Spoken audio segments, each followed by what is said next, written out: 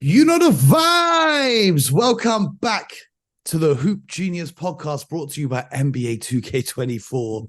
The NBA season has officially returned. The final game of the opening night just finished minutes ago, and me and BJ are here to break it down for you.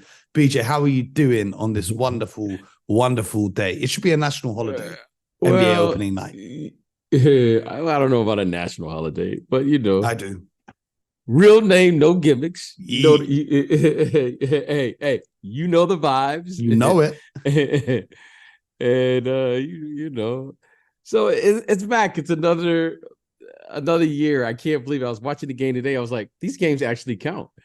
Oh yeah. Well, here's the thing. I thought, you know what? It's a new season. I'm a year older.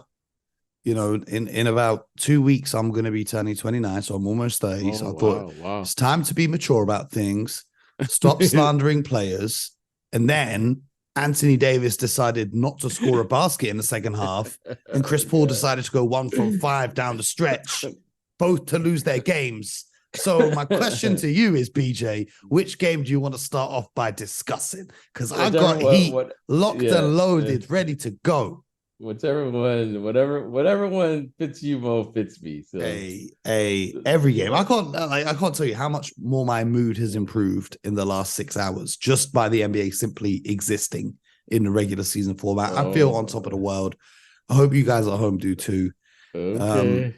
I've got to wait now until midnight tonight for more games. So in the meantime, you can download NBA 2K24, get your copies. But let's start with the opening night with the defending champions getting their rings. Looked very cool. Didn't get lost in the emotion of the evening as we had predicted. Interesting. I want to know how Nikola Jokic can spend the whole summer without touching a basketball. How do you know that? Were you down there? This is what I want to say. Is all the videos he's just drunk or horse racing. In his interviews, he said he barely touched a basketball. That's good. And then he comes in and drops a triple-double. I want to ask you, BJ, do you remember at school when it came time for exams and there was always a kid who was like, oh, no, I've not done any revision. I don't know anything. And then they go and get an A+ on the exam because they were just learning everything in secret.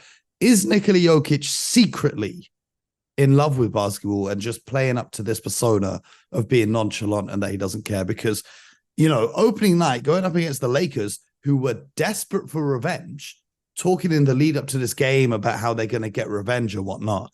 And then he comes in with 29, 13, and 11 with a steal and a block to go with it too.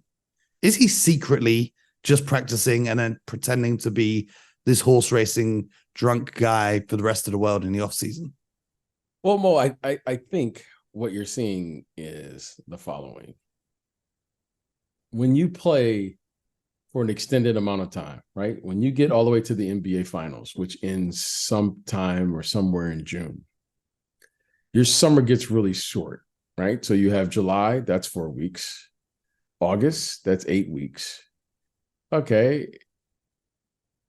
8 weeks, right? Four combined. 4 weeks. Yeah, I thought you were saying there's 8 weeks in August. I was thinking you've been on the Jokic drinking diet. Yeah, and then you have 8 weeks, 4 more weeks. September, so you have 12 weeks. 12 weeks. 12 weeks. That's it. Okay. Now, this is a new phenomenon where people are working out year round. This is something that's new. Okay. So there's a new thing now called development, right? So players are developing. However, Mo, there's a thing called recovery. At some point, you get paid to play. You can't work out all the time and then play 82 games. Maybe he's figured it out. He's the only one. He's figured out that recovery, right? It's just as important. Your recovery is important. So what it looks like to me, he's done what professionals used to do back in like the 80s and the 90s in that era, which is the following. You lift weights, you recover, and then you play. You play yourself into the proper conditioning by touching the ball. It's not like you forget how to play. Don't ever play yourself. But your conditioning allows you to play. Yeah. So he looked like he just was working out. He stayed strong. And then he was like, you know what? I just need to get away from the game because I only have 12 weeks, right? He's got bumps, bruises, the way he's a physical player. So, there's something going on. And so really, Mo, to me, it was just smart. Like, these guys are playing year round. Mo, you only have so many jumps. You have only so many times you can start that engine and go. And so, to me, it just looks like he looks like a pro. Like, okay, if I'm going to extend my summers, where is he going to get his rest? Like, you got to rest, right? You have to rest.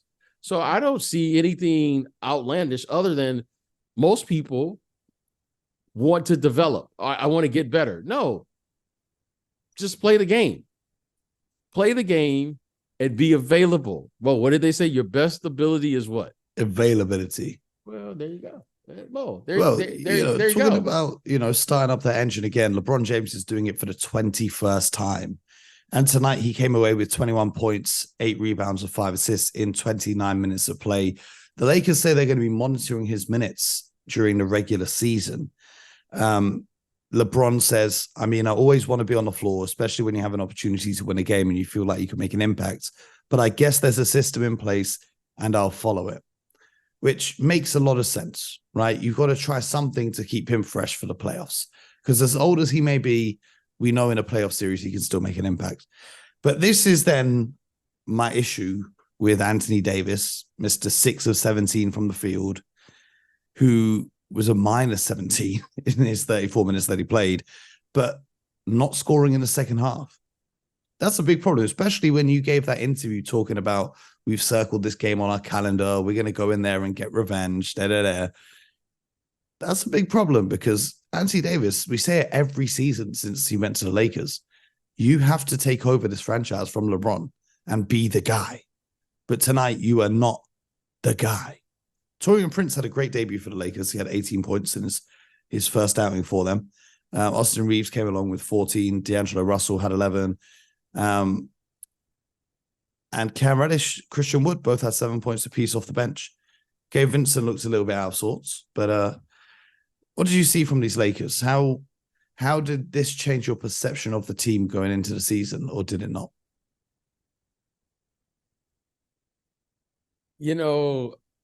I love this narrative and I just think it's ridiculous. But this narrative that it's Anthony Davis's team, I don't get it. Well, it's not, but it should be. Yeah, okay. I don't know why it should be.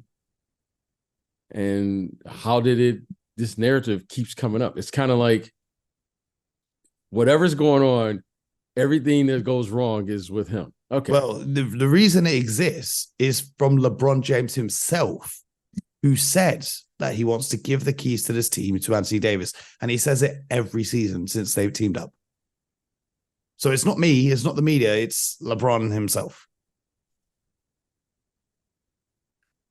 Well, here's what it looks like to me. This is a new team. They have new energy, right? Christian Wood, Gabe Vincent. I thought Rui was positioned to become a starter this year, and he comes off the bench. D'Angelo Russell's back. Austin Reeves now is in the lineup. And it just looks like to me they're going to need time to figure this out. That's what it looks like to me. They have this narrative. LeBron James is going to pace himself until they get to the playoffs. I'm just not buying. Again, I see this all the time where the emphasis is never put on the business of what professional sports is all about. The regular season matters. These aren't robots where they just turn it on and turn it off. You are who you are. Now, Well, everyone's saying they're going to just get to the playoffs as if they're just going to coast through this thing. Mo, that's not happening. This is not happening. Okay? Every team in the state of California alone is really, really good. Yeah, that division is looking tough. Okay, the Clippers, if they're healthy, they're arguably better than the Lakers. Yeah, if healthy. If healthy, okay? The Warriors, they're going to be solid. The Kings, they're going to be solid. Mo, like everyone keeps saying, oh, they're just going to like coast through this thing. And then once the playoffs come, everyone's going to turn it up. And then, Mo, keep playing around here in this Western Conference. You may not get into the playoffs.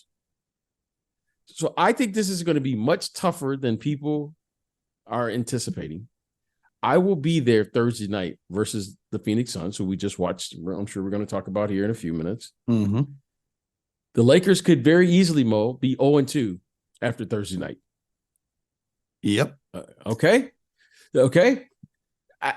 So while everyone keeps talking as if, oh, we're just going to hear, no, what we're going to have to do is give me what you got. I've said this now for years. I'm not going to argue with any player that's past 20 years and say, this is who they are. Just give me what you got. And then we'll see who we are. 15, 20. I like my standard is always 25 games. But we can keep devaluing the regular season, because if you mess around, Mo, and don't take this regular season serious, you'll be on the outside looking in. Mm-hmm. So every game matters, whether it's now at the beginning of the season or, in April when everyone is, trying to jockey for a position to go into the playoffs. Win, especially at home, and then you want to be at least 500 on the road, at least. And I think this team here, this is a new group. Mo, this isn't like, you could see the difference in the confidence in Denver, because Denver basically is coming back with their core group. Yeah. So you could see the confidence and say, this is how we play. And then you could see the Lakers are like, oh, they got new guys. Like, you got new rotations. Like, they had like 3 guys just played the center position tonight, So they have to work out some kinks, work out some things. Should they be good? I think they should be a good team. However, Mo, this talking about, not playing LeBron. No, your top guys have to be top guys. It's not like Anthony Davis is playing at the same level as Jokic. It's going to dominate in that way. They need LeBron James to play and be a really good player. They need Anthony Davis to be a really good player. And then the other guys to figure out how to play off of those 2 guys.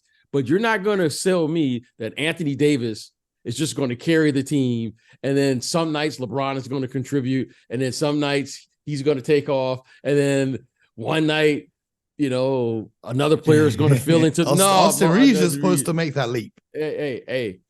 No, that's not happening. They need those 2 guys to be at their best consistently if they're going to be a team that's going to be in position to have home court advantage as they enter into the playoffs. Now, if they can do that, okay, but you're not coasting. This isn't a league where you coast.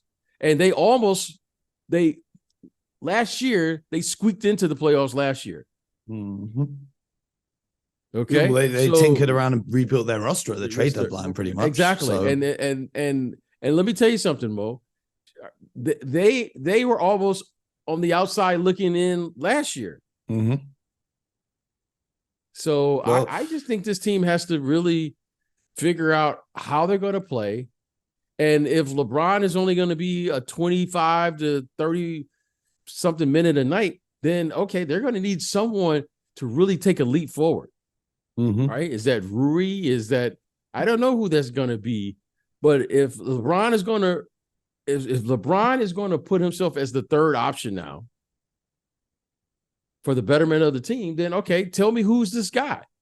Like, okay, is Rui the guy? Is that the guy now that we're saying we're looking for him to score 20 to 25 a night and LeBron I think they're will get looking 20 at tonight? AD and Austin Reeves to be the guys that step up, but good luck. The Denver Nuggets, meanwhile, on the other hand, showed their togetherness and their balls. AD and Austin Reeves, I'm looking at that's not matching up with Jamal Murray and Jokic. I mean, I don't think anyone in the NBA is matching up with Jamal Murray and Nikola Jokic right now. You bet. They are now. I think Giannis, and I'm just thinking Dame. off the top, and Dame. I think Devin Booker and KD.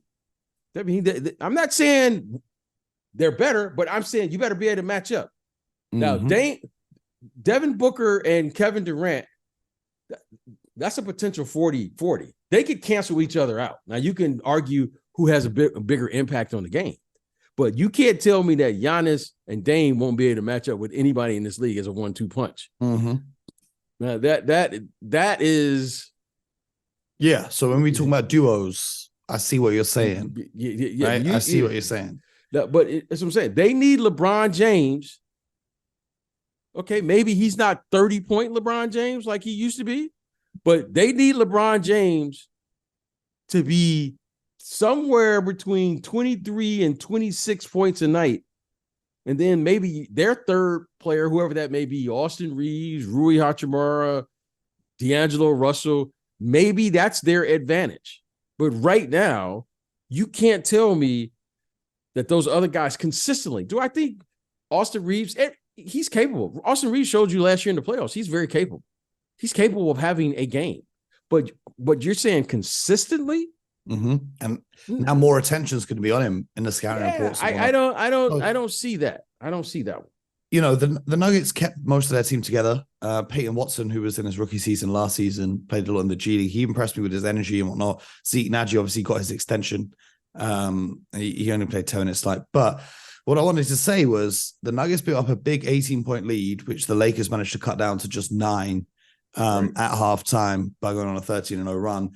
And then they managed to put it within just 3 points. It was 87-84 before Aaron Gordon came out and hit a 3.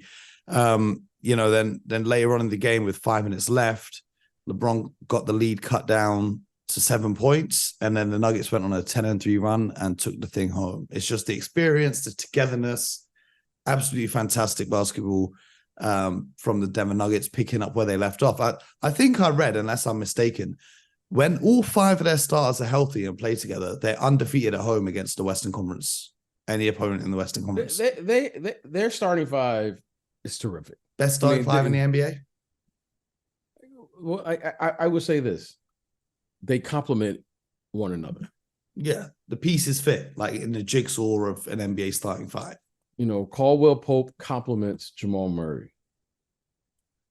Aaron Gordon is like, when you say like a perfect matchup to play alongside Jokic, he's athletic, plays vertical basketball. He's extended his range to 3. And they're not fighting for the same space. They play off of one I was going to say terrific. He complements Michael Porter Jr. very well, because on offense, the things that Michael Porter Jr. does is the deficit in Aaron Gordon's game. And where he complements Michael Porter Jr. is the following. Michael Porter Jr. is probably 6'11". No, he's like basically 7 foot at this point. Yeah. He's tall enough and he's agile enough to play against smaller players, but he's tall enough to play against, the Kevin Durants and those guys of the world. But he never has to guard the other team's best forward. That job is Aaron Gordon, whether he's a small forward or the power forward. So they actually complement one another because both of them are like, they're big for their position. They may not be the tallest at their position, but the combination of them both, one of them are going to have a mismatch every single night. And to me, it's the perfect complement. And he's kind of more of a physical player than Michael Porter Jr. Much more physical. Michael Porter Jr. is like more of a finesse player. So they have a nice combination. I mean, they're big. I mean, Michael Porter Jr., Aaron Gordon, and Jokic. That's a big front line. That's a lot of height. Size and strength. That's a nice big front line. So, give their front office credit. You have 3 guys and they're all skilled in their own way. Obviously, Jokic is like off the charts. However, those other 2 guys are really good basketball players for their size. Well, the other game of the evening, the Phoenix Suns were in the Chase Center to take on the Golden State Warriors, and they got the 108-104 win on the road. Now, Bradley Beal didn't play, load management from day one of the NBA season. Draymond Green didn't play. I thought he said his back or something. Did they say, was it load management? It's something. Yeah. It's something. Yes. It's something. But you've had the whole offseason to get that ready. For me, it's load management, respectfully. Right? Right. And I was just looking at what you said about, there's my alarm just in case I fell asleep watching the games. I remember what you said about KD not playing in the Chase Center since he left the Warriors. At the time he played for Brooklyn, I went back and watched it. There was no fans in attendance. So I think this was his first time playing with the fans there. Okay. And as for Kevin Durant standards, he struggled. 7 of 22, finished with 18 points, 10 rebounds. That's a good stat line for most players in the league, but for Kevin Durant, you're expecting a little bit more. I got to say, even with no Draymond Green, I feel like the Warriors did a good job on him defensively. But down the stretch of this game, it was the Devin Booker show for Phoenix. I mean, he finished with 32 points, 8 assists, 6 rebounds. But him playing at that point guard role and the amount of attention that he demands from the defense just because of his scoring ability is just opening up guys. Like, he had a beautiful assist to Okogie in the corner, shot clock winding down. Chris Paul comes in to tag Nurkic, who's rolling to the hoop, leaving Okogie open. And Okogie was absolutely huge tonight as well. He had 17 points. And Nurkic had a very solid performance, 14 and 14. But Devin Booker's, the attention that he garners from the defense because of his ability to score and his improved playmaking is just making easier looks appear for the role players on the Phoenix Suns. And I think when Bradley Beal gets back, that's going to become even easier. So I was very impressed by Point Booker. What did you make of the first outing of the man who calls himself, or people call him, the point guard, astaghfirullah, Chris Paul, and the Golden State Warriors? Starting lineup alongside Steph Curry in the backcourt. This makes their team very small. The opposite of what we talked about with the Nuggets, because you've got Looney, who's huge on the boards, but not that tall in terms of height. Wiggins, Clay, then Chris Paul and Steph Curry. What did you make of that lineup? Well, let's state the obvious. When you play against the Warriors, there's a thing that used to be a priority in the NBA called offensive rebounding. There are some teams in the NBA, this current version of the NBA, where they don't even send anyone to the offensive rebound because of this new era of pace and space. Yeah, because also more three-pointers mean longer rebounds. So traditionally, big men can't get rebounds like they did back in the day because the rebounds aren't coming into the painted area and everyone's just spaced out. That's one way to look at it. However, some teams aren't even sending people to the offensive rebound. Yeah. Okay. So it was obvious Nurkic tonight was just the biggest guy on the floor, and it showed. He was just, he really impacted the game because he was just bigger than most. Sometimes he was being guarded by Wiggins, Kuminga. He's just the biggest guy on the floor. I think the Warriors right now are in a dilemma because there's two things that are glaring about their team, especially with Draymond being out. They don't have enough ball handlers to allow Steph and Clay to be who they want them to be, which are, they just kind of play off the ball and run around and keep the floor space and shoot and do those things because they don't play Steph Curry in a traditional sense. But with him playing with Chris Paul now playing the point guard position or the lead guard position, I think the person who's going to struggle the most is going to be Clay because he's going to be guarded by bigger defenders. And shooting over bigger defenders is more difficult because you're shooting over an opponent. It changes the trajectory. It's the just trajectory of the ball. So people are talking about he's struggling from shooting thus far in the preseason. He was 3 of 11 from 3 tonight. Yeah. So I think the issue is going to have to be you got to put Steph. Steph has to play at that position. I think that's just what it is. And Chris Paul moves to the bench. I think I from what I saw tonight, I'm just this is just an observation. I think he has to play. I think what's the name has to be the 3. Wiggins has to be the 3. Clay is the 2. Mm-hmm. Draymond at the 4. Draymond's a 4. 5. And now, the interesting thing to me is they're traditionally they start big and then they would go to their small ball lineup, which would give them a kind of a different flavor. Yeah, in the third now they're just extremely small all the time, and they're small, but they're not fast. Yeah, because they're old, right? They're right. It's not like Chris Paul is playing fast. It's not like Steph Curry is playing fast.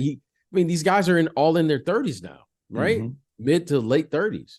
So to me, it's just a matter of, okay, we have to get the right setup and they're playing at the right position. And I think that's going to involve Draymond probably having to handle the ball or play the 5 position a little more probably than usual. So to me, and just looking at it, to me, they need athleticism. It's going to be an important season for Kuminga and Moses Moody. Well, I don't know if it's, again, Steve Kerr, for some reason, will not commit to Kuminga. And I think I know the reason. The reason is because if you commit to him at the 4, because that's what he is, mm-hmm. then that's going to force Draymond to play the 5. And then you're tiny. Then you're tiny again. Mm-hmm. Okay. And I just don't, it's just like they don't complement one another. It's just a complementary thing. And Kuminga and Wiggins have terrific athleticism. And I think that gives them the speed and quickness in which they want to play at with those guys. Because there's a certain level of athleticism that you have to have, right? Mm-hmm. We love Looney. However, there's a speed in the game that you have to play with. Okay? That's just what it is. So as these guys mature, I think you got to infuse youth in there to offset it, right? So what they may not have in youth anymore, the older guys, they have an experience. They can match it up. However, you're going to have to infuse some level of athleticism. So I think Kuminga is the key. Now, where does he play? I don't know, but I think Kuminga is important to the success of this team. And I think you got to infuse him. Him and Wiggins are the best athletes on the team, from what I could see. Yeah, I would have loved to have seen them go out and get a 7-footer. I mean, they got Darius Saric coming off the bench, but I don't think as a big he's providing what they need. He's more of a finesse big rather than someone who's going to be on those boards, be a lob threat and whatnot. I would have loved to have seen them go out and get a true 7-footer like a JaVale McGee, size, Dwight Howard, or someone of that build. I agree. Size is definitely going to bother this team. Size is going to bother them. And in a conference with Nikola Jokic, that's a big problem because you got to go through the defending champs to get to the finals. So on that note, BJ, earlier in this week, we spoke about the NBA 2K simulations for the season with some of the awards. And the simulations have given us some more results. This time predicting the NBA finals. Oh, who they got? They've got the Golden State Warriors beating the Denver Nuggets in 6 games. To go up against the Celtics beating the Bucks in 7 games in the Eastern Conference Finals to meet in the NBA Finals. What's your finals prediction as it stands right now at the start of the season? Well, again, Mo, I think my true assessment will be after about 25 games. Yeah, but this is just, Yeah, I based know. off nothing. You're just talking. Exactly. Yeah, that's your generation. My generation doesn't do that. Well, you're doing it now, so yes. you're representing for your generation. I'm going to say right now, the two best teams I've seen are the Denver Nuggets in the West Mm-hmm. and the Boston Celtics. Okay. I think those are the two best teams that I've seen, right? I just think Jokic showed me one thing tonight. He cannot be defended By anyone. He cannot by single coverage. And if you throw two defenders at him, he's assists. He's okay, 20 assists. And the reason I'm saying this is because I know he didn't have a good game tonight, especially in the second half, Anthony Davis, but he's still a really good player. Jokic just dominated though. Mm-hmm. Like he's dominating really good players. Easy. And he's not like, and Jokic is not even, you can tell he's not even in like shape yet. When I tell you like everybody is like trying to get in playing shape, but you could tell like, you know what? He's not even, 75% right now. He just dominated the game. I mean, you just can't guard him. And he's a bully. He plays like bully ball. You know what I mean? Like you can't switch on him on screen roll. You can't guard him with single coverage. I don't care who you are. He shoots the three. He passes the ball. He makes all the right plays. I mean, he's just like, so I don't see anyone or a team that really can just like counter him right now because of his ability to pass the ball. Normally it's because of an athletic ability or what have you. And the Boston Celtics, I just think they have a fascinating team. Now, I'm not in love with their front court as much as everyone else is. This is what I wanted to say. Yeah, I'm not in love with it. However, I do think right now, just from what I've seen, I'm a huge Giannis guy. So you know what? That could change after. Yeah, I haven't seen them play enough. I've only seen them play like a couple times, and they played like a quarter. Dame them when they played out here in LA. But I want to see them. But I think the Celtics, they're interesting to me. But I don't love their front court, especially their depth right now. I don't love them, but I think they're probably the best team I've seen thus far. I mean, I've got the Nuggets coming out of the West, but I've got the Bucks coming out of the East because of what you say about the front court. Who's going to guard Giannis? Previously, you had bodies you could throw at him. Grant Williams would get minutes at him. Al Horford would get extended run at him. The Time Lord would get minutes at him. Marcus Smart would get minutes at him. But now you've lost Marcus Smart. You've lost Grant Williams. You've lost the Time Lord. Porzingis isn't athletic enough to stay with Giannis. That boy could get broken by Giannis. And then Al Horford's another year older. If he does another great job, I will be shocked. And then if there is an injury to either Horford or Porzingis, what do you got? Luke Cornett, Neemias Queta. Right. Like, respectfully to those two guys, this is Giannis Antetokounmpo we're talking about. And don't forget, they've got Brook Lopez as well. So you got to have a body on him. So that's my concern with the Celtics. So my pick for the finals would be the Bucks and the Nuggets. I'll take that. I would enjoy that. But I got to see the Celtics Bucks series. We need to see it. I hope there's no injuries and nothing else. We need to see that in the Eastern Conference Finals. But day one of the season in the books, BJ. You ready for it to roll on? Season game 2 tomorrow night. So we'll get a large menu. First look at Wemby. Yeah, we'll get a large menu. My Celtics are playing the Knicks. It's going to be good. The Knicks always do well in those early Where's that game games at? Where's that game at? I think it's in Boston. Oh, yeah. They're probably the Knicks always play well early against the Celtics for whatever reason. Oh, no, it's at Madison Square Garden. Oh, wow. But then I think the Knicks could do that because they always seem to get wins in October, November, December against Celtics. So yeah, we got a bunch of games. We got the Rockets, the Magic. So let's go through it real quick and just tell me who's winning each game. Okay. The Rockets at the Magic. Rockets. How about that? We got Fred VanVleet. They got some new pieces. The Celtics at the Knicks. I'm going to say the Celtics. Okay. Well, I'm going to say the Knicks. The Wizards at the Pacers. Pacers. The Hawks at the Hornets. Hawks. The Timberwolves at the Raptors. Oh, That's a good matchup. The Wolves. Yep, Ant-Man. The Pistons at the Heat. Pistons, baby. Hey, let's go. The Cavs at the Nets. A preview of the NBA Paris game. Cavs. The Pelicans at the Grizzlies. Pelicans. Yeah, Zion. Psh, let's go. The Thunder at the Bulls. Thunder. Yep. The Kings at the Jazz. Ooh. Another one. They could be a play-in matchup. I'm going to say the Kings, but you know what? I expect the Jazz. I should expect the Jazz to play well. I'm going to say the Kings based off continuity. You know, they're adding John Collins in with the Jazz and some new pieces. The Mavericks at the Spurs. Big European matchup. 2:30 London time. Going to the Alamo, baby. I'm going to the Alamo. I'm going to the... You rocking with the Spurs? I'm rocking with the Spurs. Yeah, I'm rocking I with think Wemby. Luka might not play, so I'm going with the Spurs too. What's wrong with Luka? I don't know. Some sort of nagging injury. The Trailblazers at the Clippers.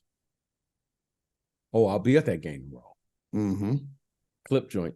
It's got to be. They've got to be healthy on day one of the season at least. Oh, but we're going to be here breaking it down for you. So make sure you subscribe to the Hoop Genius podcast. If you want to get more NBA before the games get going, make sure you download NBA 2K24. The link is in the description of this show. Join the Discord. We've had some conversations in there. We're talking basketball 24 hours a day. We're always active in there. So make sure you join us in there. And most importantly, get buckets. Unlike Anthony Davis in the second half.